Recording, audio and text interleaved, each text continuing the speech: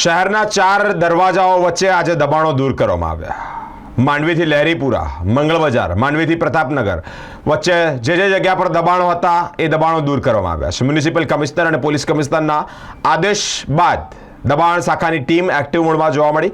અલગ અલગ જગ્યા પરથી દબાણો દૂર કરવામાં આવ્યા છે। દબાણો દૂર કરાતાની સાથે જ દબાણકર્તાઓમાં ફફડાટ પણ જોવા મળ્યો છે। લગભગ 3 થી 4 ટ્રક ભરી અને દબાણો નો જે સામાન છે તે જપ્ત કરવામાં આવ્યો છે। માંડવીથી લહેરીપુરા, મંગળ બજાર, પ્રતાપનગર સુધીના દબાણો દૂર કરવામાં આવ્યા છે। વાડી પોલીસ સ્ટેશનનો સ્ટાફ, સિટી પોલીસ સ્ટેશનનો સ્ટાફ અને ટ્રાફિક એસીબી પૂર્વ સહિત સ્ટાફ કામગીરીમાં જોડાયો છે। 3 ટ્રક ભરીને સામાન જપ્ત કરવામાં આવ્યો છે। દબાણ દૂર કરવા જતા દબાણકર્તાઓ ભાગતા પણ જોવા મળ્યા છે। આ કામગીરી સમયાંતરે જોવા મળશે, જેથી ટ્રાફિકની સમસ્યા દૂર થશે। દબાણકર્તાઓમાં ફફડાટ જોવા મળી છે।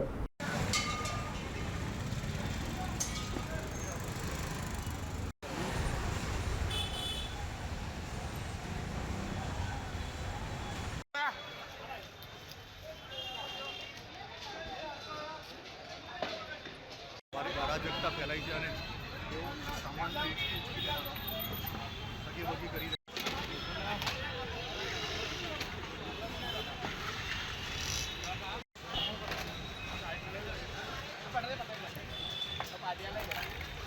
પેલા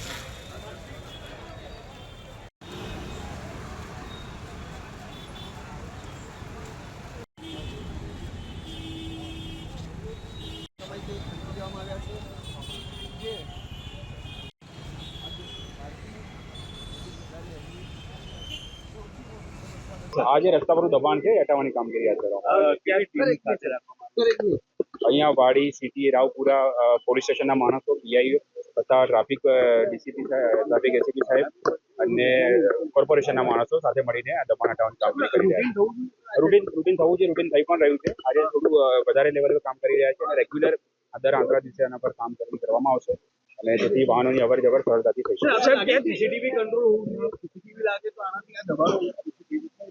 સીસીટીવી ઘણી બધી દુકાનોમાં છે, તો સેન્ટ્રલાઇઝ સીસીટીવી કરવા માટે પણ પ્રયત્નો હાથ ધરવામાં આવી રહ્યા છે। ક્યાંથી શરૂઆત કરી છે, ક્યાં સુધી આ માંડવી ગેટથી શરૂ કરીને ફરી પાછા માંડવી તરફ જઈ રહ્યા છે। માંડવી ચોકથી, માંડવી ગેટથી લઈને લહેરીપુરા ગેટ સુધી આવ્યા। લહેરીપુરા ગેટથી જે દૂધવાળા મહોલ્લો છે ત્યાંથી ફરીને પાછા માંડવી તરફ જઈ રહ્યા છે। કાયમી નિવારણ માટે વેપારીના સંગઠનો સાથે હા, બિલકુલ પોલીસ સ્ટેશન લેવલેથી વેપારીના સંગઠનોને બોલાવવામાં આવશે, તેમની સાથે મિટિંગ કરવામાં આવશે અને તેમને પણ સમજ કરવામાં આવશે તથા પબ્લિક એનાઉન્સમેન્ટ સિસ્ટમથી પણ તેમને વારંવાર સમજ કરવામાં આવશે કે આ તેમના હિતમાં નથી અને એમ્બ્યુલન્સ જેવી એમ્બ્યુલન્સ થઈ કે અન્ય વાહનોને અવર જવર કરવામાં પણ તકલીફ પડે છે, તો તે બાબતે ધ્યાન રાખીને તેઓ રોડ પર દબાણ ન કરે।